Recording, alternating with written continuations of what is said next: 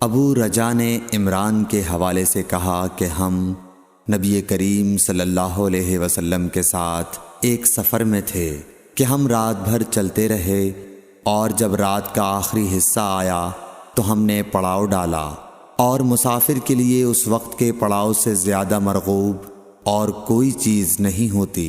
پھر ہم اس طرح غافل ہو کر سو گئے کہ ہمیں سورج کی گرمی کے سوا کوئی چیز بیدار نہ کر سکی۔ سب سے پہلے بیدار ہونے والا شخص فلاں تھا، پھر فلاں، پھر فلاں۔ ابو رجا نے سب کے نام لیے، لیکن اوف کو یہ نام یاد نہیں رہے۔ پھر چوتھے نمبر پر جاگنے والے حضرت عمر بن خطاب رضی اللہ تعالیٰ عنہ تھے، اور جب نبی کریم صلی اللہ علیہ وسلم آرام فرماتے تو ہم آپ کو جگاتے نہیں تھے، یہاں تک کہ آپ خود بخود بیدار ہوں، کیونکہ ہمیں کچھ معلوم نہیں ہوتا کہ آپ پر خواب میں کیا تازہ وحی آتی ہے۔ جب حضرت عمر جاگ گئے اور یہ آمدہ آفت دیکھی، اور وہ ایک نڈر دل والے آدمی تھے، پس زور زور سے تکبیر کہنے لگے۔ اسی طرح بآواز بلند آپ اس وقت تک تکبیر کہتے رہے جب تک کہ نبی کریم صلی اللہ علیہ وسلم ان کی آواز سے بیدار نہ ہو گئے۔ تو لوگوں نے پیش آمدہ آفت مصیبت کے متعلق آپ صلی اللہ علیہ وسلم سے شکایت کی۔ اس پر آپ نے فرمایا کہ کوئی حرج نہیں، سفر شروع کرو۔ پھر آپ تھوڑی دور چلے، اس کے بعد آپ ٹھہر گئے اور وضو کا پانی طلب فرمایا، اور وضو کیا اور اذان کہی گئی۔ پھر آپ نے لوگوں کے ساتھ نماز پڑھی۔ جب آپ نماز پڑھانے سے فارغ ہوئے تو ایک شخص پر آپ کی نظر پڑی جو الگ کنارے پر کھڑا ہوا تھا، اور اس نے لوگوں کے ساتھ نماز نہیں پڑھی تھی۔ آپ نے اس سے فرمایا کہ اے فلاں، تمہیں لوگوں کے ساتھ نماز میں شریک ہونے سے کون سی چیز نے روکا؟ اس نے جواب دیا کہ مجھے غسل کی حاجت ہو گئی اور پانی موجود نہیں ہے۔ آپ نے فرمایا کہ پاک مٹی سے کام نکال لو، یہی تجھ کو کافی ہے۔ پھر نبی کریم صلی اللہ علیہ وسلم نے سفر شروع کیا تو لوگوں نے پیاس کی شکایت کی۔ آپ پھر ٹھہر گئے اور فلاں یعنی عمران بن حسین رضی اللہ تعالی عنہ کو بلایا۔ ابو رجا نے ان کا نام لیا تھا، لیکن اوف کو یاد نہیں رہا، اور حضرت علی کو بھی طلب فرمایا۔ ان دونوں سے آپ نے فرمایا کہ جاؤ پانی تلاش کرو۔ یہ دونوں نکلے۔ راستے میں ایک عورت ملی جو پانی کی 2 پکھالیں اپنے اونٹ پر لٹکائے ہوئے بیچ میں سوار ہو کر جا رہی تھی۔ انہوں نے اس سے پوچھا کہ پانی کہاں ملتا ہے؟ تو اس نے جواب دیا کہ کل اسی وقت میں پانی پر موجود تھی، یعنی پانی اتنی دور ہے کہ کل میں اسی وقت وہاں سے پانی لے کر چلی تھی، آج یہاں پہنچی ہوں، اور ہمارے قبیلے کے مرد لوگ پیچھے رہ گئے ہیں۔ انہوں نے اس سے کہا اچھا ہمارے ساتھ چلو۔ اس نے پوچھا کہاں چلوں؟ انہوں نے کہا رسول اللہ صلی اللہ علیہ وسلم کی خدمت میں۔ اس نے کہا اچھا وہی جن کو لوگ صابی کہتے ہیں؟ انہوں نے کہا یہ وہی ہیں جسے تم کہہ رہی ہو۔ اچھا اب چلو۔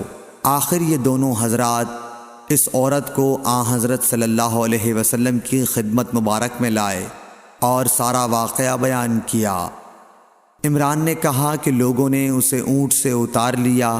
پھر نبی کریم صلی اللہ علیہ وسلم نے ایک برتن طلب فرمایا اور دونوں پکھالوں یا مشکیزوں کے منہ اس برتن میں کھول دیے، پھر ان کا اوپر کا منہ بند کر دیا، اس کے بعد نیچے کا منہ کھول دیا، اور تمام لشکریوں میں منادی کر دی گئی کہ خود بھی سیر ہو کر پانی پئیں اور اپنے تمام جانوروں وغیرہ کو بھی پلا لیں۔ پس جس نے چاہا پانی پیا اور پلایا، اور سب سیر ہو گئے۔ آخر میں اس شخص کو بھی ایک برتن میں پانی دیا جسے غسل کی ضرورت تھی۔ آپ نے فرمایا لے جا اور غسل کر لے۔ وہ عورت کھڑی دیکھ رہی تھی کہ اس کے پانی سے کیا کیا کام لیے جا رہے ہیں، اور خدا کی قسم جب پانی لیا جاتا اور خدا کی قسم جب پانی لیا جانا ان سے بند ہوا تو ہم دیکھ رہے تھے کہ اب مشکیزوں میں پانی پہلے سے بھی زیادہ موجود تھا۔ پھر نبی کریم صلی اللہ علیہ وسلم نے فرمایا کہ کچھ اس کے لیے کھانے کی چیز جمع کرو۔ لوگوں نے اس کے لیے عمدہ قسم کی کھجور، اجوا، آٹا اور ستو اکٹھا کیا، یہاں تک کہ بہت سارا کھانا اس کے لیے جمع ہو گیا، تو اسے لوگوں نے ایک کپڑے میں رکھا اور عورت کو اونٹ پر سوار کر کے اس کے سامنے وہ کپڑا رکھ دیا۔ رسول اللہ صلی اللہ علیہ وسلم نے اس سے فرمایا کہ تمہیں معلوم ہے کہ ہم نے تمہارے پانی میں کوئی کمی نہیں کی ہے، لیکن اللہ تعالیٰ نے ہمیں سیراب کر دیا۔ پھر وہ اپنے گھر آئی، دیر کافی ہو چکی تھی، اس لیے گھر والوں نے پوچھا کہ اے فلانی کیوں اتنی دیر ہوئی؟ اس نے کہا ایک عجیب بات ہوئی، وہ یہ کہ مجھے 2 آدمی ملے اور وہ مجھے اس شخص کے پاس لے گئے جسے لوگ صابی کہتے ہیں۔ وہاں اس طرح کا واقعہ پیش آیا، خدا کی قسم وہ تو اس کے اور اس کے درمیان سب سے بڑا جادوگر ہے۔ اور اس نے بیچ کی انگلی اور شہادت کی انگلی آسمان کی طرف اٹھا کر اشارہ کیا۔ اس کی مراد آسمان اور زمین سے تھی، یا پھر وہ واقعی اللہ کا رسول ہے۔ اس کے بعد مسلمان اس قبیلے کے دور و نزدیک کے مشرکین پر حملے کیا کرتے تھے، لیکن اس گھرانے کو جس سے اس عورت کا تعلق تھا کوئی نقصان نہیں پہنچاتے تھے۔ یہ اچھا برتاؤ دیکھ کر ایک دن اس عورت نے اپنی قوم سے کہا کہ میرا خیال ہے کہ یہ لوگ تمہیں جان بوجھ کر چھوڑ دیتے ہیں، تو کیا تمہیں اسلام کی طرف کچھ رغبت ہے؟ قوم نے عورت کی بات مان لی اور اسلام لے آئی۔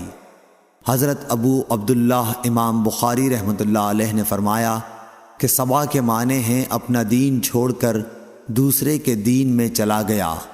اور ابو العالیہ نے کہا ہے کہ صائبین اہل کتاب کا ایک فرقہ ہے جو زبور پڑھتے ہیں، اور سورہ یوسف میں جو عصب کا لفظ ہے وہاں بھی اس کے معنی عمل کے ہیں۔ صحیح بخاری حدیث نمبر 344۔